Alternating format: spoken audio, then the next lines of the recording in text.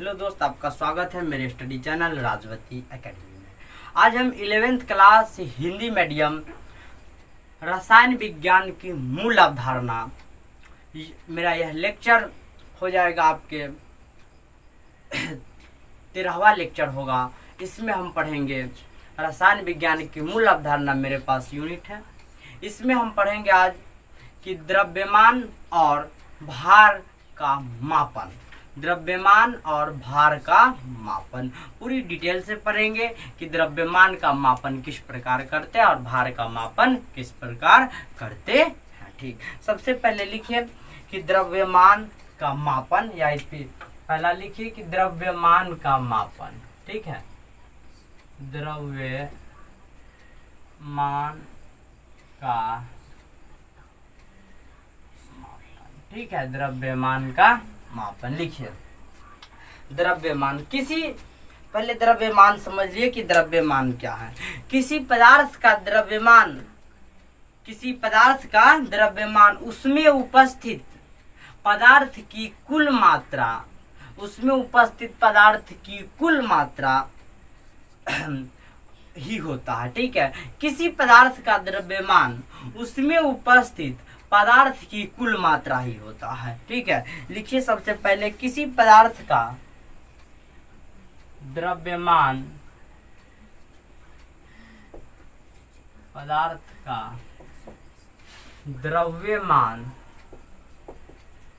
उसमें उपस्थित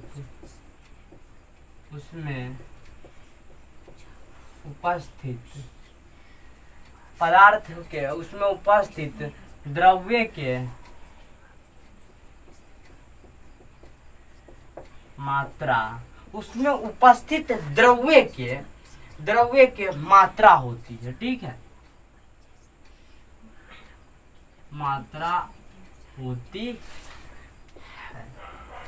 किसी पदार्थ का द्रव्यमान उसमें उपस्थित द्रव्य की मात्रा होती है कि कितना द्रव्य उसमें उपस्थित है।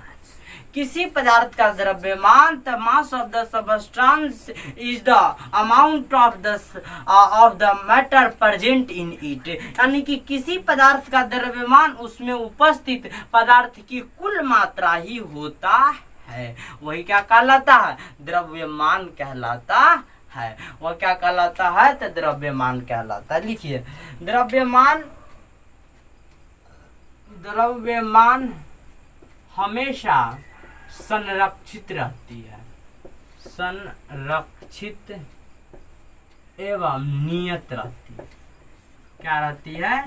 नियत रहती है। द्रव्यमान हमेशा संरक्षित एवं नियत रहती है। आगे हम पढ़ाएंगे द्रव्यमान संरक्षण सिद्धांत।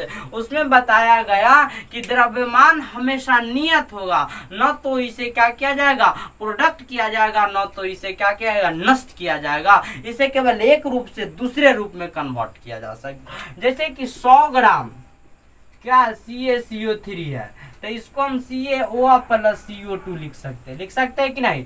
56 ग्राम कैल्शियम ऑक्साइड। ठीक है, और कितना होगा? यह 44 ग्राम।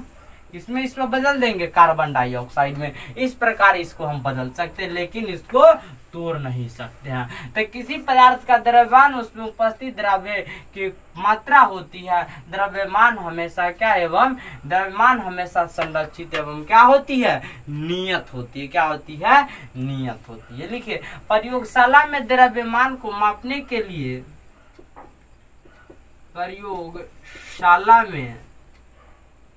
द्रव्यमान को मापने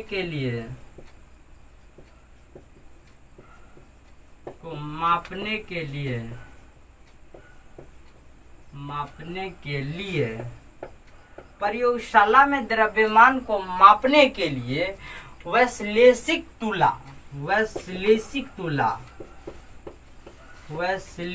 तुला का उपयोग किया जाता है। ठीक है,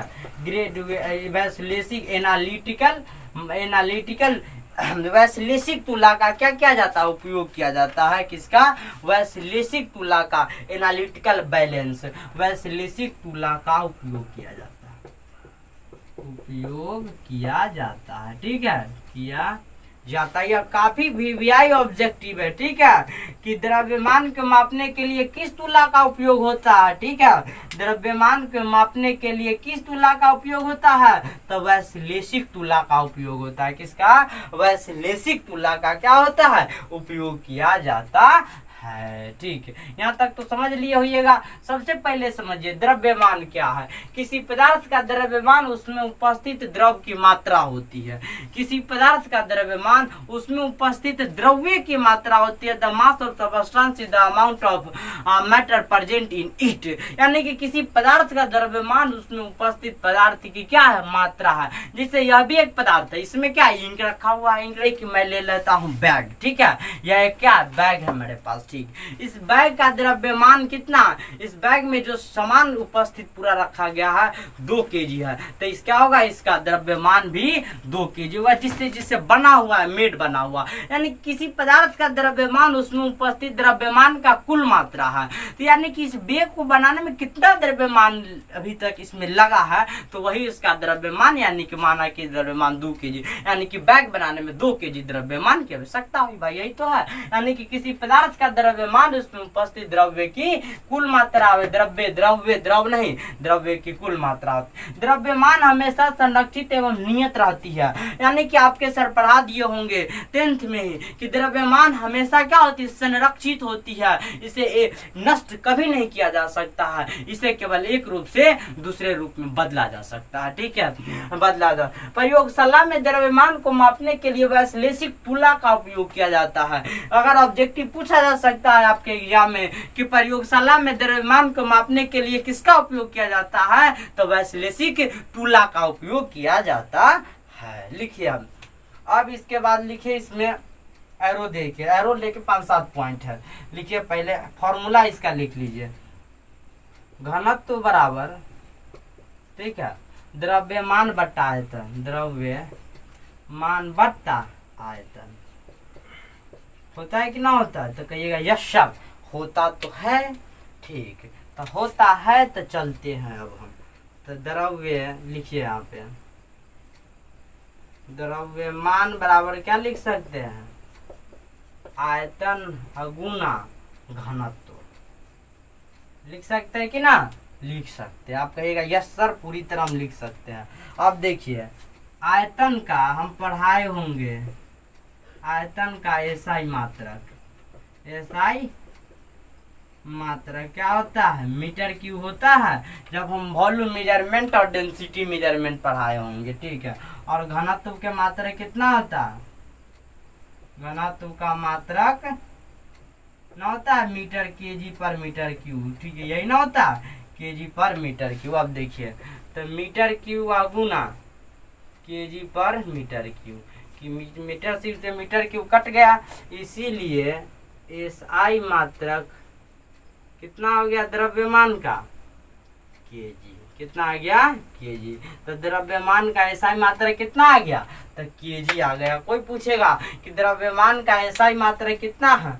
द्रव्यमान का एसआई मात्रक तो केजी होता है। यहाँ तक आप पूरी तरह क्या हो गई होगा? सेटिस्फाइड हो गए होइएगा। सबसे पहले इतना तक आप क्या कर लीजिए? नोट कर लीजिए। अब हम आगे पढ़ा रहे हैं कि इसी में कि द्रव्यमान का सीजीएस मात्रक और किस किस चीज में द्रव्यमान को मेजर किया जाता है, ठीक है।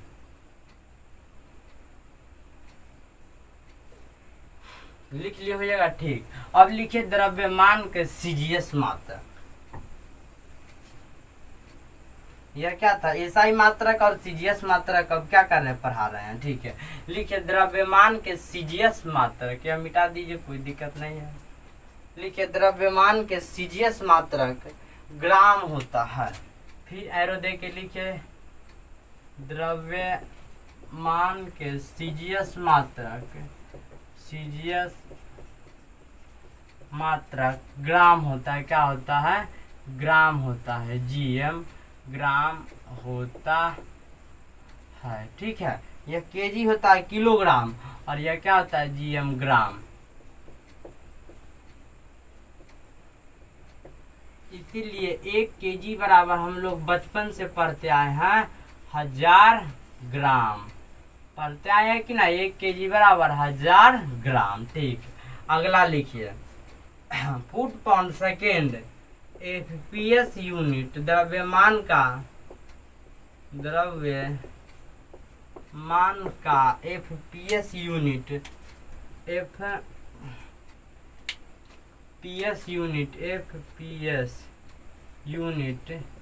इसको कहते हैं फुट पाउंड सेकेंड। क्या कहते हैं? Foot pound second. द्रव्यमान का एफपीएस इकाई या एफपीएस मात्रक, इसको कहते हैं फुट पाउंड सेकेंड। इसको यहाँ से लिखिए foot pound second. Foot pound second मात्रक पाउंड होता है। मात्रक कितना होता है? पाउंड होता है। कितना है? पाउंड होता है। पाउंड होता। ये ऑब्जेक्टिव VVI है, ठीक है। क्या है? VVI है आपके लिए। द्रव्यमान का एफपीएस फुट पाउंड सेकेंड मात्रक पाउंड होता है, ठीक है। इसीलिए 1 पाउंड बराबर होता है पाउंड। 1 पाउंड बराबर 453.6 ग्राम, ठीक है।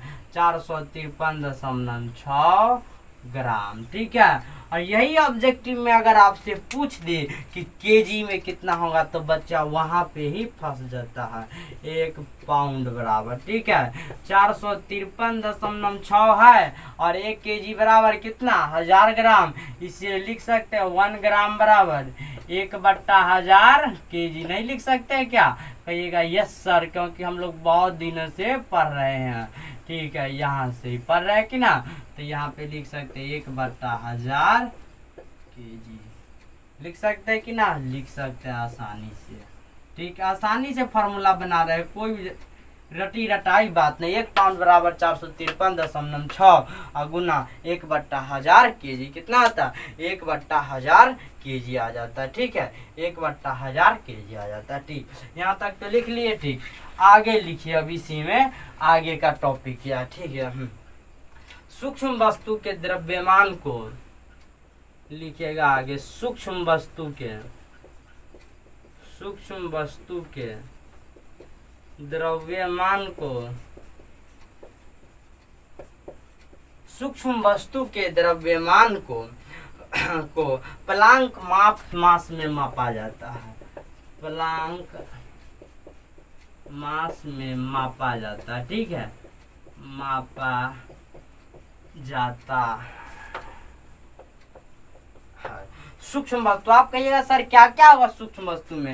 यह नाखून आ जाएगा, बहुत से सूक्ष्म चीनी से टीनी कण आ जाएंगे, वो सब किसमें? प्लांक मास में मापा जाता है। किसमें? प्लांक मास में। इसीलिए लिखिए 1 प्लांक मास बराबर 1 प्लांक मास बराबर आ जाता है। 1 प्लांक मास बराबर 2 पॉइंट, ठीक है, 2.18 गुना 10 के पावर -18 केजी आ जाता है, ठीक है। -18 केजी, ठीक है। यहाँ तक सबसे पहले आप नोट कर लीजिए, ठीक। क्या कर लीजिए? यहाँ तक आप पूरा नोट कर लीजिए, ठीक है। कोई पूछेगा कि द्रव्यमान का सीजीएस मात्रा कितना है, तो ग्राम होता है। द्रव्यमान का एफपीएस फुट पाउंड सेकेंड मात्रक पाउंड होता है। 1 पाउंड बराबर 453.6 ग्राम, ठीक है। इसको केजी में यहाँ से बदल दीजिए। 1 केजी बराबर 1000 ग्राम, 1 ग्राम बराबर 1/1000 केजी, तो 453.6 गुना 1/1000 केजी, ठीक है। बस सूक्ष्म वस्तु के द्रव्यमान को प्लांक मास में मापा जाता है। 1 प्लांक बराबर 2 गुना 10 के 2.18 गुना 10 के पावर -18 केजी, ठीक है। आगे अभी और लिखाना बाकी है, ठीक है। यहाँ तक तो क्या कर लीजिए होइएगा, सबसे पहले आप लोग लिख लिए होइएगा, ठीक है, ठीक। यहाँ तक तो आप लोग लिख लिए होइएगा, ठीक।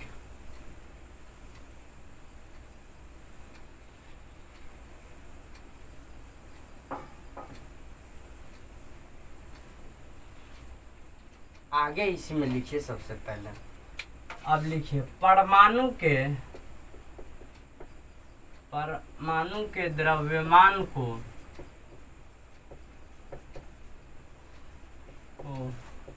AMU में मापा जाता है। AMU में मापा जाता है, ठीक है, मापा जाता। तो आप कहिएगा सर 1 AMU कितना के बराबर होता है, तो 1.66 गुना 10 के पावर माइनस 27 kg के बराबर, ठीक है। अभी ही पढ़े हैं कितना कि 1 kg बराबर 1000 ग्राम।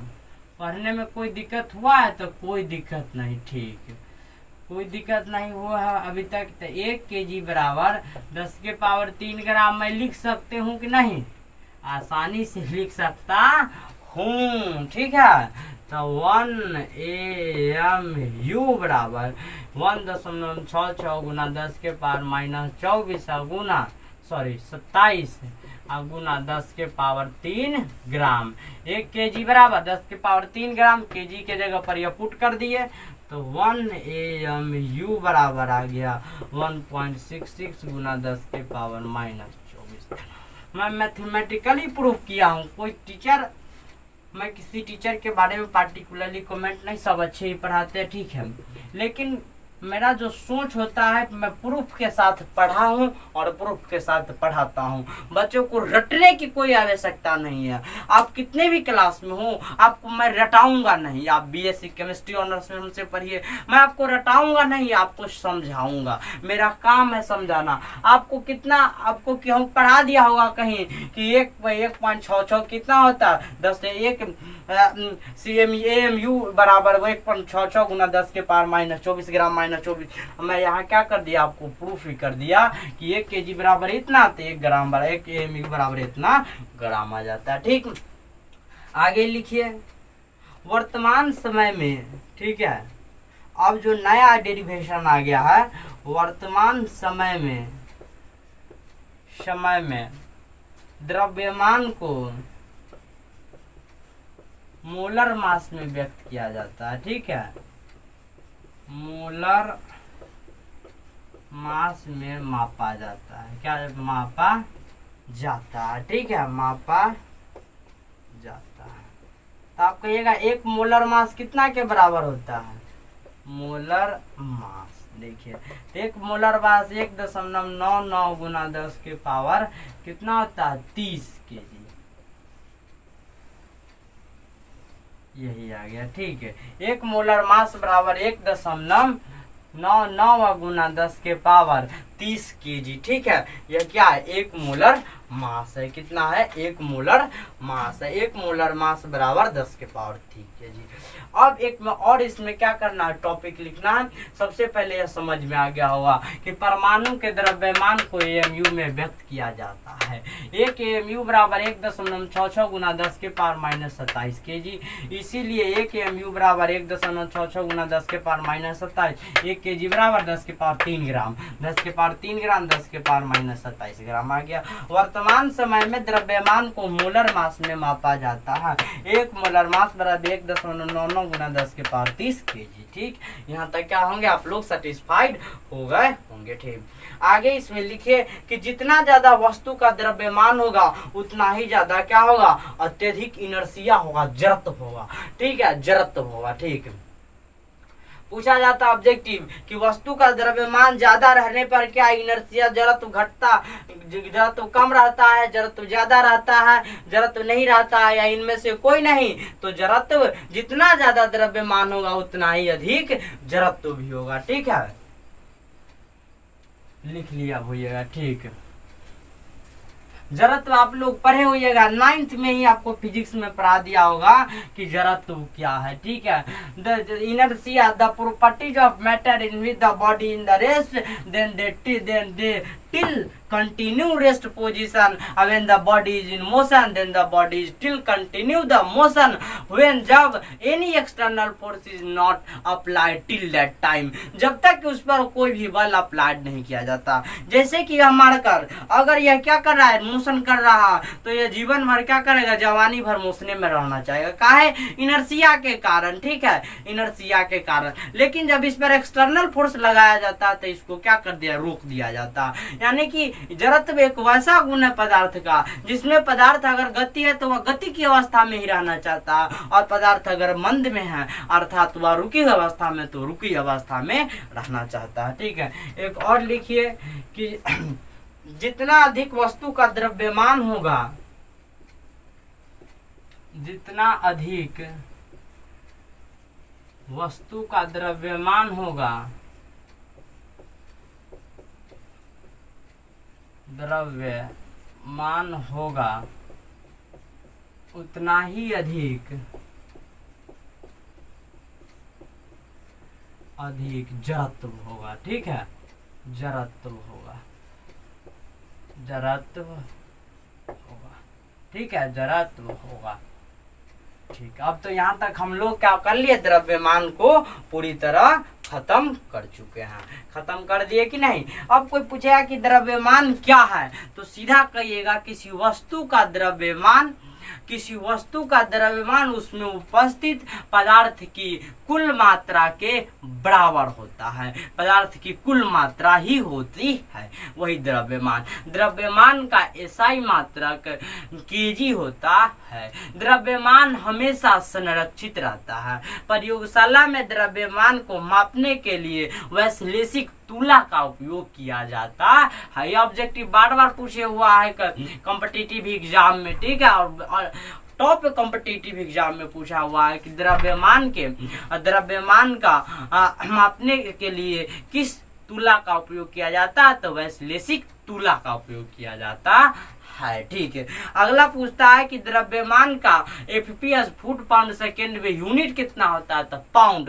कहेगा कितना पाउंड, 1 पाउंड बराबर कितना केजी आ जाता है, तो 1 पाउंड बराबर 453.6 गुना 1/1000 केजी, यानी कि 453.6 गुना 1/1000 केजी और 453.6 ग्राम। ठीक है, अब कहेगा सूक्ष्म वस्तु के द्रव्यमान किसमें मापते हैं, तो प्लांक मास में। तो 1 प्लांक मास बराबर कितना होता है, तो 2.88 गुना 2.18 गुना 10⁻18 ग्राम केजी। 18 कितना होता है, केजी होता है। ठीक, वहां तक तो हम लोग पूरा पढ़ लिए थे। और एटम परमाणु के द्रव्यमान को किसमें मापते हैं, एएमयू में। 1 एमयू बराबर 1.67 गुना 10⁻⁻27 केजी। ठीक है, 66 भी लिख सकते हैं। वर्तमान समय में किसका उपयोग किया जाता है द्रव्यमान को मापने के लिए, कमेंट में जल्दी से अगर आंसर क्या कर दीजिएगा, भेज दीजिएगा। ठीक, तो वर्तमान समय में द्रव्यमान को मापने के लिए किसका उपयोग किया जाता है, तो मोलर मास का। 1 मोलर मास बराबर कितना होता है, तो 1.99 गुना 10⁻30 केजी। ठीक, अब लिखिए कि भार क्या है। ठीक है, अगला क्वेश्चन कि भार क्या है। ठीक, लिखिए भार क्या है, भार क्या है।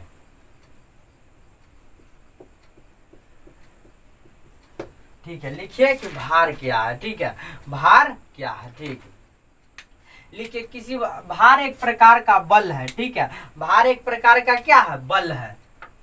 यह क्वेश्चन है, लिखिए आंसर में। लिखिए भार एक प्रकार का बल, तो वेट इज द फोर्स, यानी कि भार एक प्रकार का क्या है, बल है, जिससे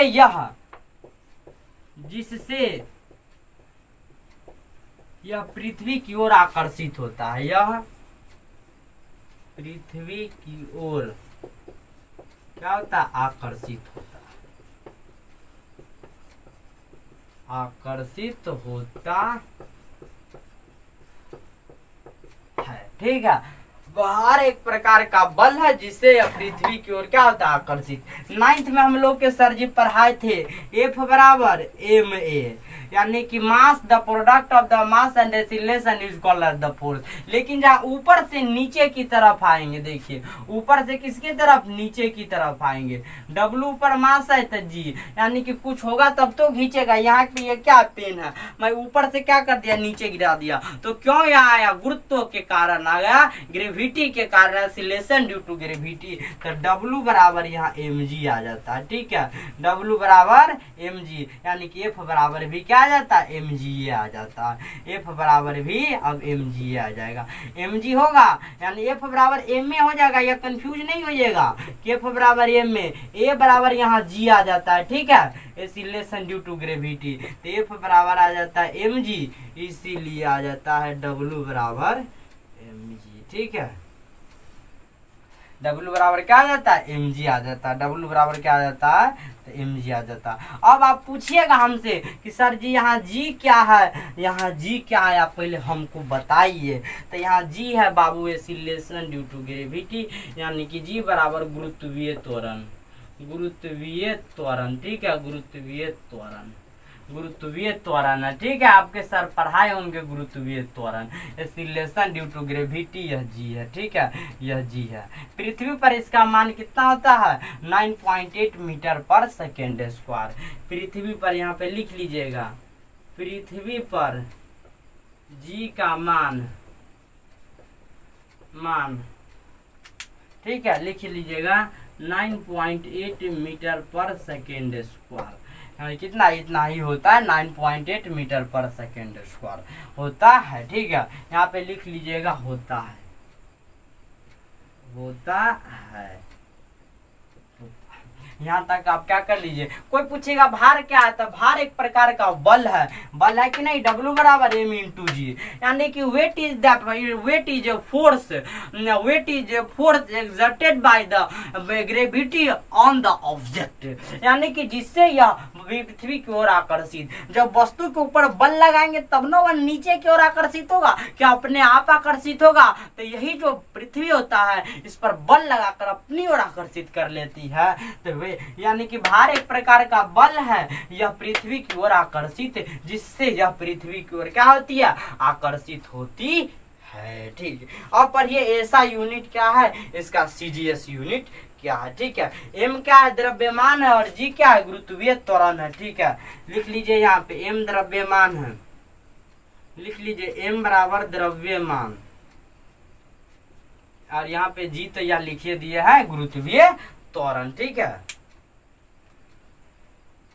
कर लिए यहाँ तक स्क्रीनशॉट। अब लिखिए द्रव्यमान का मात्रक। पृथ्वी पर जी का मान 9.8 मीटर पर सेकेंड स्क्वायर होता है, ठीक है। अब लिखिए द्रव्यमान का मात्रक, सॉरी भार का मात्रक, ठीक है। लिखिए भार के मात्रक, भार के मात्रक, देखिए F बराबर mg हो गया। F ही क्या है, F ही W है, ठीक है, F ही W है। तो F के हम लोग पढ़े न्यूटन होता है, न्यूटन होता है कि ना होता है, न्यूटन, न्यूटन, ठीक है।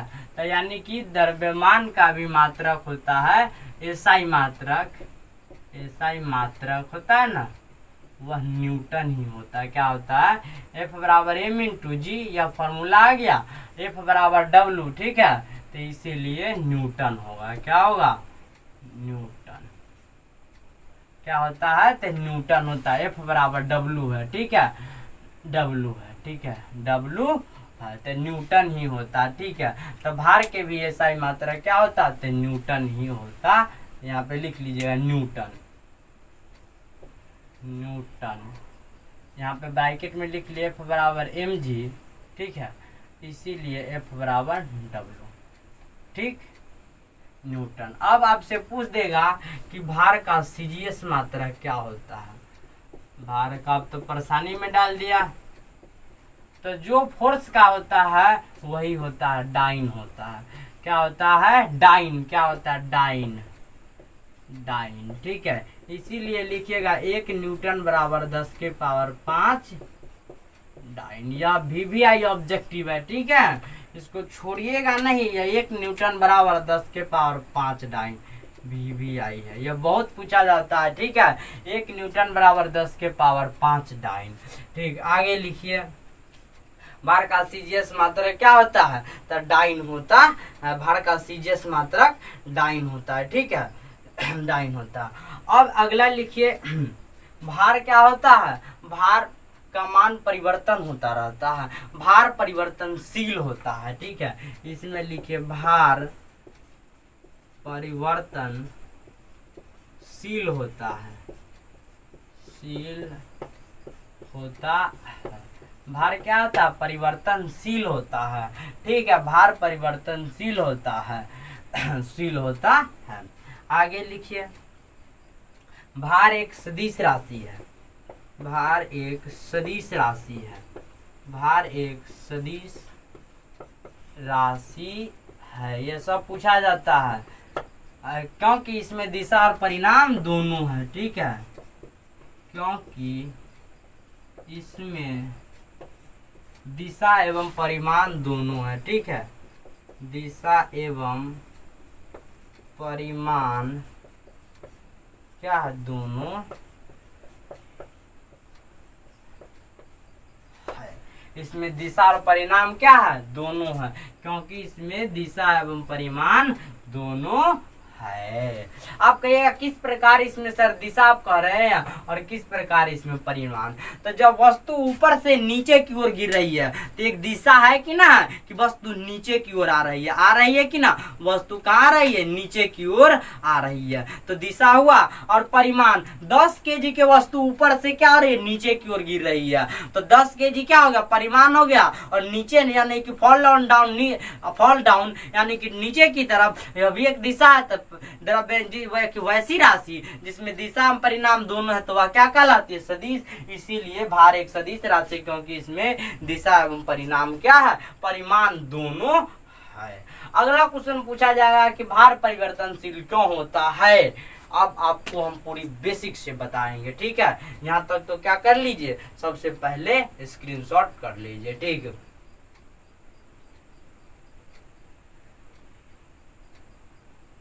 अब लिखिए आगे कि भार परिवर्तनशील क्यों होता है। ठीक है,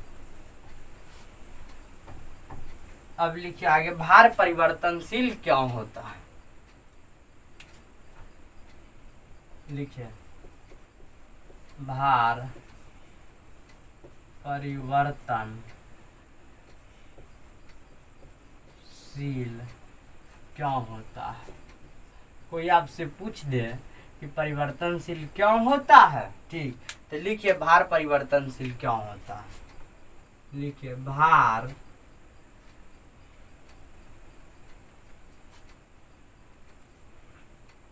परिवर्तनशील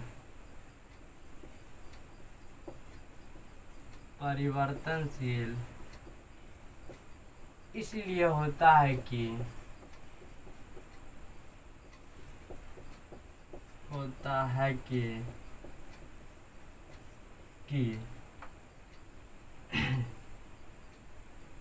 यह गुरुत्वीय त्वरण पर निर्भर करता है, गुरुत्वीय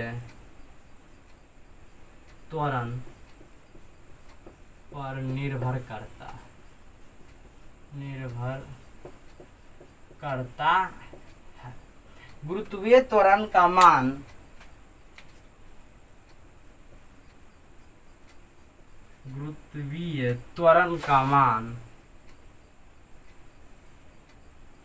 लिखिए गुरुत्वीय त्वरण का मान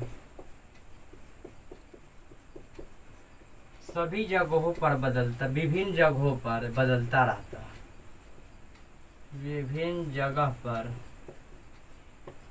बदलता रहता है,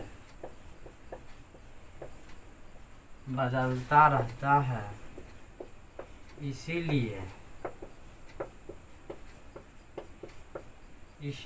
ठीक है भार परिवर्तनशील होता है। ठीक है,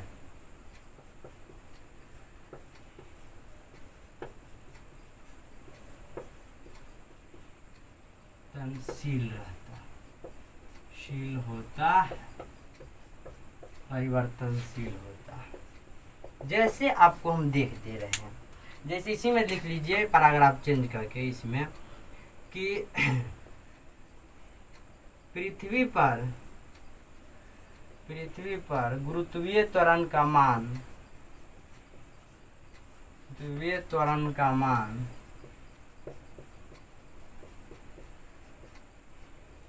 9.8 मीटर पर सेकेंड स्क्वायर है एवं चंद्रमा पर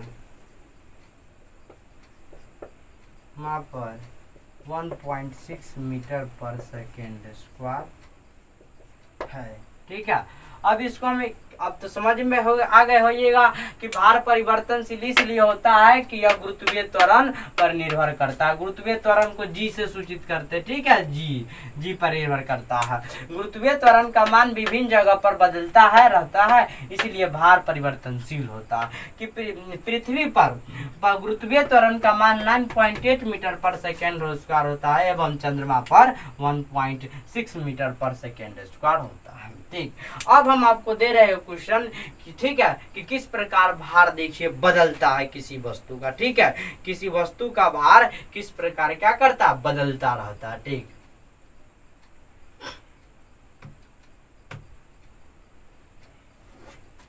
लिख लिया होइएगा।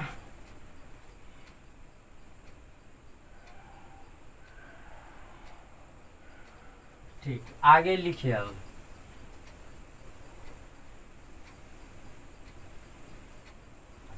आगे अब लिखिए एग्जाम्पल में, उदाहरण। ठीक है, उदाहरण। ठीक है, उदाहरण में देखिए एक वस्तु का द्रव्यमान पृथ्वी पर 10 केजी है, तो इसका भार, ठीक है, इसका भार पृथ्वी एवं चंद्रमा पर बताए, चंद्रमा पर बताए। ठीक है, पर बताए। ठीक है, दे दिया हमको क्वेश्चन। ठीक है, अब देखिए हम लोग जानते हैं W बराबर m इंटू जी है कि ना, फॉर्मूला मेरे पास।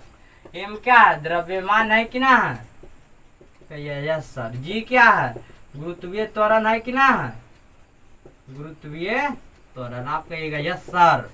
तो W बराबर, अब देखिए पृथ्वी पर पहले निकालेंगे, किस पर, पृथ्वी पर।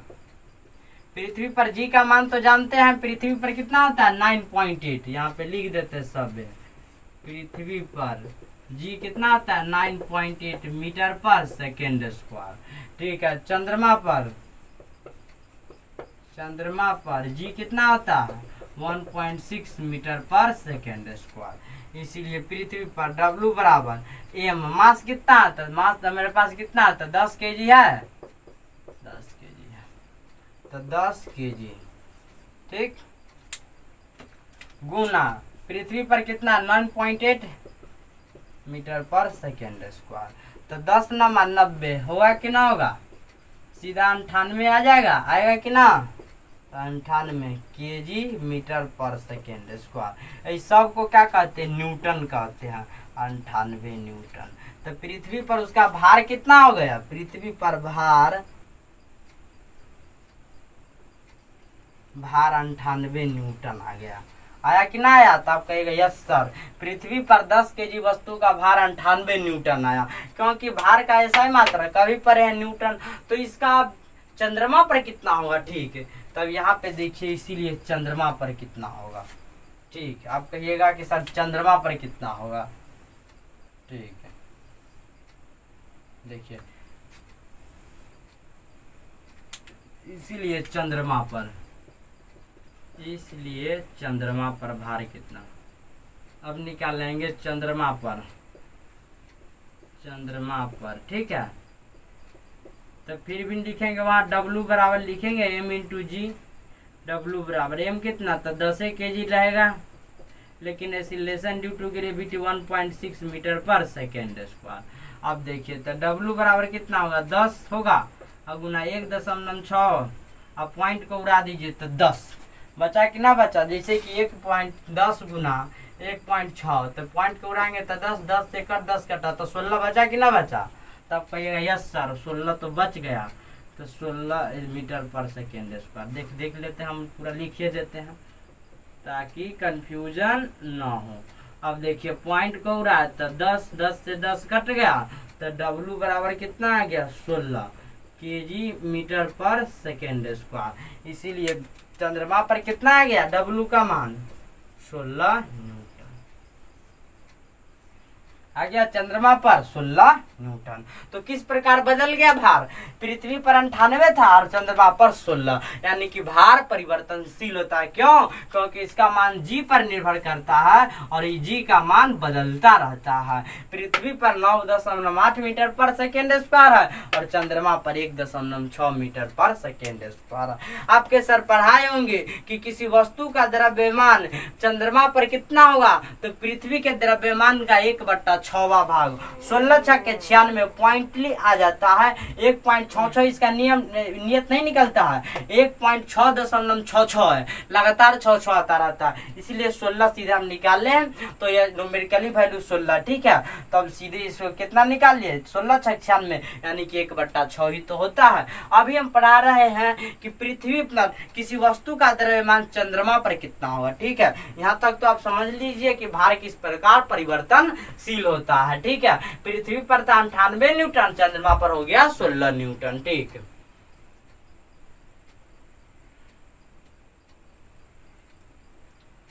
कर लिए होइएगा स्क्रीनशॉट, ठीक। अब देखिए अगला क्वेश्चन कि चंद्रमा पर किसी वस्तु का द्रव्यमान कितना होता है, ठीक।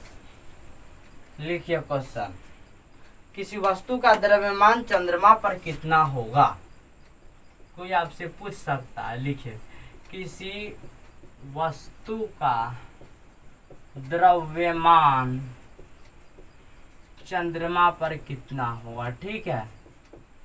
चंद्रमा पर कितना होगा, कितना होगा, ठीक है। लिखिए आंसर में, लिखिए चंद्रमा पर किसी वस्तु का द्रव्यमान,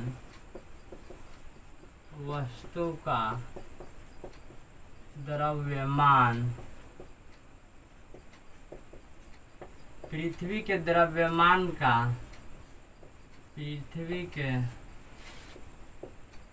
पृथ्वी पर के, ठीक है, पृथ्वी पर के द्रव्यमान का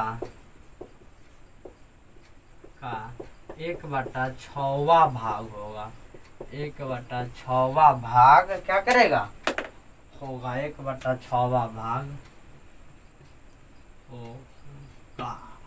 चंद्रमा पर किसी वस्तु का द्रव्यमान पृथ्वी पर के द्रव्यमान का 1/6 भाग होगा। इसीलिए एक फॉर्मूला आ गया, चंद्रमा पर वस्तु का द्रव्यमान, ठीक है, वस्तु का द्रव्यमान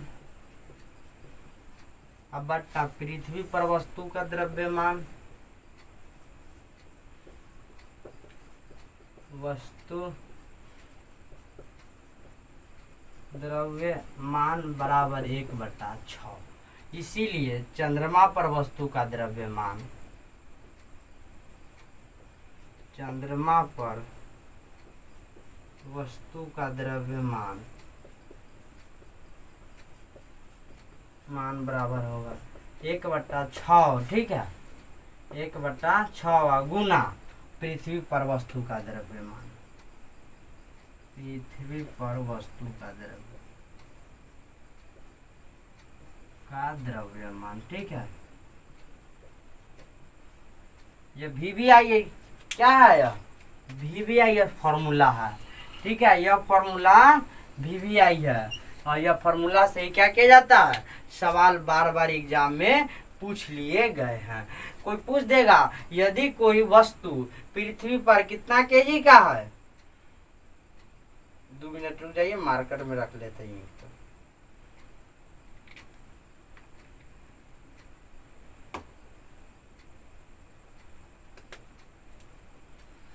अब देखिएगा क्या कह रहा है, किसी वस्तु चंद्रमा पर यानी कि पृथ्वी है, ये पृथ्वी, ठीक है।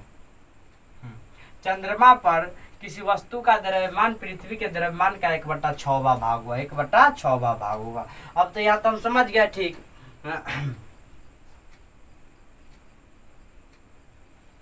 ठीक, यहाँ तक तो हम समझ गए, फॉर्मूला मेरे पास आ गया। ये VVI फॉर्मूला है, क्या है, VVI फॉर्मूला है, ठीक है। अब इसी से एक और फॉर्मूला हम निकाल लेंगे। सबसे पहले इतना तक तो आप लोग लिख लिए होइएगा। ठीक ठीक, अब देखिए इसी से एक और फार्मूला निकल जाएगा कि पृथ्वी पर वस्तु का द्रव्यमान। ठीक है, पूछ ले, दोनों फार्मूला इम्पोर्टेंट। पृथ्वी पर वस्तु का द्रव्यमान, वस्तु का द्रव्यमान बराबर कितना होगा? 6 गुना चंद्रमा पर वस्तु का द्रव्यमान। 6 गुना चंद्रमा पर वस्तु का द्रव्यमान, वस्तु का द्रव्यमान।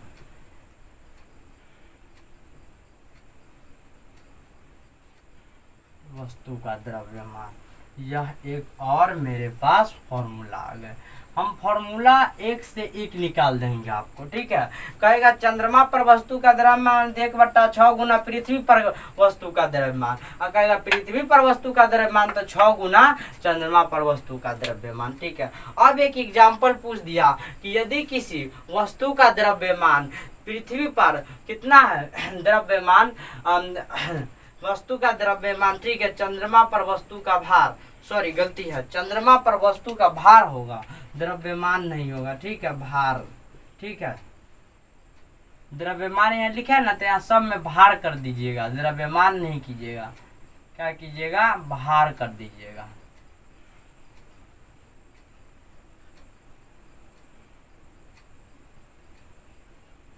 भार। ठीक है, द्रव्यमान नहीं, द्रव्यमान गलत है, भार। सब तक जहाँ पे लिख लिए होइएगा ना भार भी इस क्वेश्चन में, तो सब में भार कर दीजिएगा। ठीक है, वस्तु का भार इतना होता है। ठीक है, लिख लिया। अब आपको कोई पूछ दे, यह तो हम लोग जान गए, अब आपसे कोई पूछ दे ऑब्जेक्टिव किसी वस्तु का भार, ठीक है, पृथ्वी पर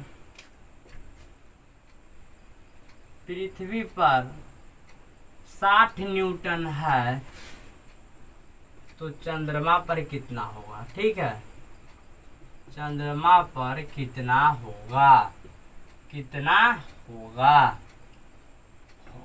इसीलिए लगाएंगे फॉर्मूला कि चंद्रमा पर वस्तु का द्रव्यमान, यही ना, वस्तु का भार, भार बराबर कितना निकालेंगे? 1/6 गुना किसका? किसी वस्तु का भार, चंद्रमा पर किसी वस्तु का भार कितना होगा? 1/6 और गुना कितना निकलेगा? पृथ्वी पर वस्तु का भार निकलेगा कि ना निकलेगा? पृथ्वी पर वस्तु का भार, वस्तु का भार पृथ्वी पर कितना? 60 है, तो 60/6 यानी कि 10 न्यूटन होगा। यानी पृथ्वी पर अगर वस्तु 60 न्यूटन है, तो चंद्रमा पर वह कितना न्यूटन का होगा? 10 न्यूटन का होगा। कितना न्यूटन का? 10 न्यूटन का होगा। ठीक है, 10 न्यूटन का होगा, 10 न्यूटन का होगा। तो यह न्यूमेरिकल भी आप क्या करेंगे? सोल्व कर लिए। अब लिखिए, अब लिखिए इसमें ही कि अब अगला क्वेश्चन लिखाएंगे कि भार एवं द्रव्यमान में अंतर बतावे। ठीक है, सबसे पहले इतना आप सबसे पहले नोट कर लीजिए। ठीक है,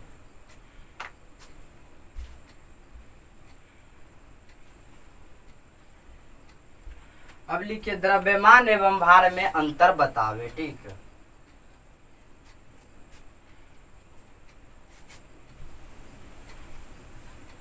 देखिए द्रव्यमान एवं भार में अंतर बतावे। पहले एक नोट लिख लीजिएगा, चंद्रमा का भार कितना होता है? चंद्रमा का भार मेरे पास आ जाता है। ठीक है, चंद्रमा का भार मेरे पास आ जाता है 7.36 गुना 10⁻22 kg।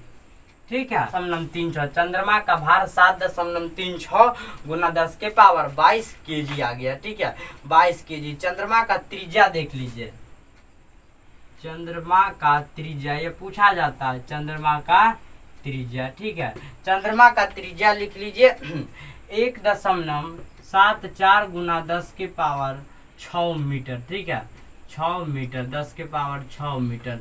चंद्रमा का यह क्या है? मेरे पास त्रिज्या है 6 मीटर। 1.74 गुना 10⁻6 मीटर। यह क्या कर लीजिए, लिख लीजिए। अब लिखिए इसी में आप लिखिए, ठीक है, कि द्रव्यमान और भार में अंतर स्पष्ट कीजिए। यहाँ पर तो लिख लिए होइएगा, ठीक है, यह तो लिख लिएगा। चंद्रमा का भार 7.310 के पार 22 केजी, चंद्रमा का त्रिज्या इतना, ठीक है। अब लिखिए कि भार एवं द्रव्यमान में अंतर बताए, ठीक है, अंतर बताए। एक तरफ द्रव्यमान, एक तरफ भार, ठीक है, एक तरफ भार लिख लीजिए। लिखिए द्रव्यमान संरक्षित रहता है, द्रव्यमान हमेशा संरक्षित रहता है, नियत एवं संरक्षित रहता है, संरक्षित रहता है। अभी प्रूव किया है कि भार क्या होता है, परिवर्तनशील होता है, भार परिवर्तनशील होता है, भार परिवर्तनशील होता है, यह बदलता रहता है, भार परिवर्तनशील होता है। लिख लीजिए द्रव्यमान एक अदिश राशि है, ठीक है, मान एक अदिश राशि है, अदिश राशि है, ठीक है, अदिश राशि है। लिखिए भार एक सदिश राशि है, भार एक सदिश राशि है, राशि है। तीसरा लिखिए द्रव्यमान जी शून्य कभी नहीं हो सकता है, शून्य कभी नहीं हो सकता है,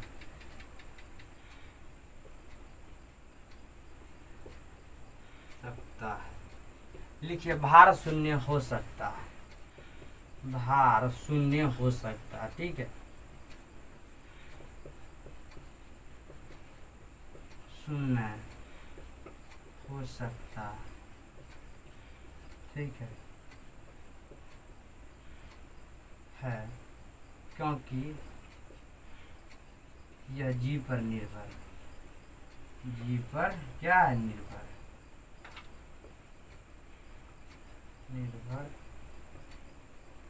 जी का मान क्या अलग अलग है।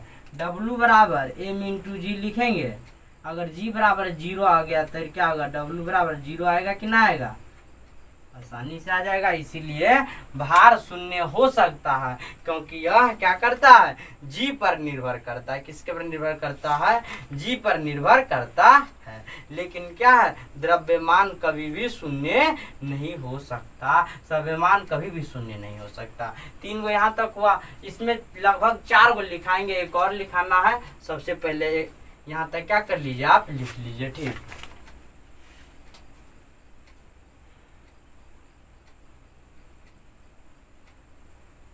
लिख लिए होइएगा, ठीक।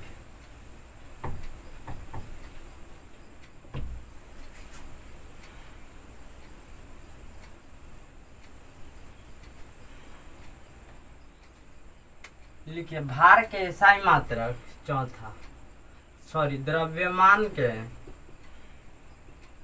एसआई मात्रक, ठीक है, केजी होता है। लिखिए इसमें 4 में भार का एसआई मात्रक न्यूटन होता है, भार के एसआई मात्रक न्यूटन होता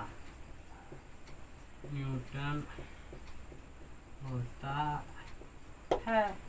5वां लिखिए द्रव्यमान का सीजीएस मात्रक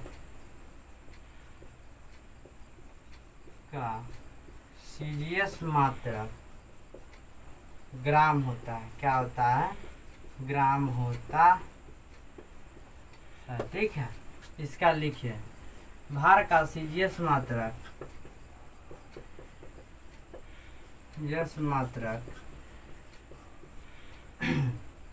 डाइन होता है।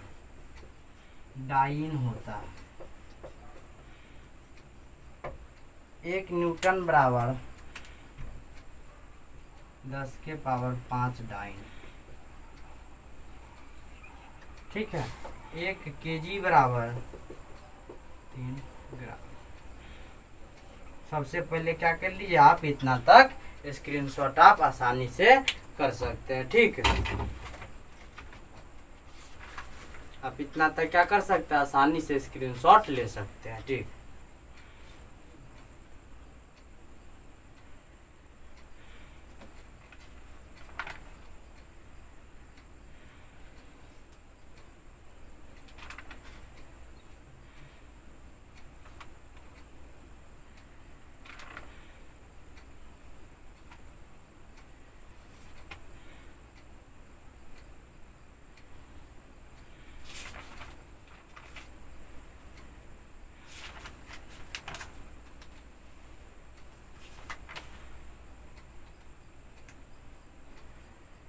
इतना तक क्या कर लिए हो या लिख लीजिएगा। तो आज के क्लास में हम लोग इतना ही तक पढ़ेंगे। अगले लेक्चर में फिर हम उपस्थित होंगे कि वैज्ञानिक संकेतन क्या है, सार्थक अंक क्या है, सभी चीज़ फिर डिटेल से पढ़ेंगे। तो आज के लिए इतना ही। वीडियो अच्छा लगा हुआ हो तो लाइक शेयर और सब्सक्राइब जरूर कीजिएगा। ज़्यादा से ज़्यादा सब्सक्राइब लाइक शेयर कीजिएगा, ताकि तुरंत ही क्या होगा, चैनल डेवलप हो जाएगा। और शेयर अपने दोस्तों को बताते जाइए, ताकि चैनल में आकर पढ़े। और एक फुल कॉन्सेप्ट इस चैनल में क्या कर दी जाती है, आपको दी जाती है, बिल्कुल 100% कॉन्फिडेंस के साथ। तो दोस्तों आज के क्लास में इतना ही। जय हिंद, जय भारत।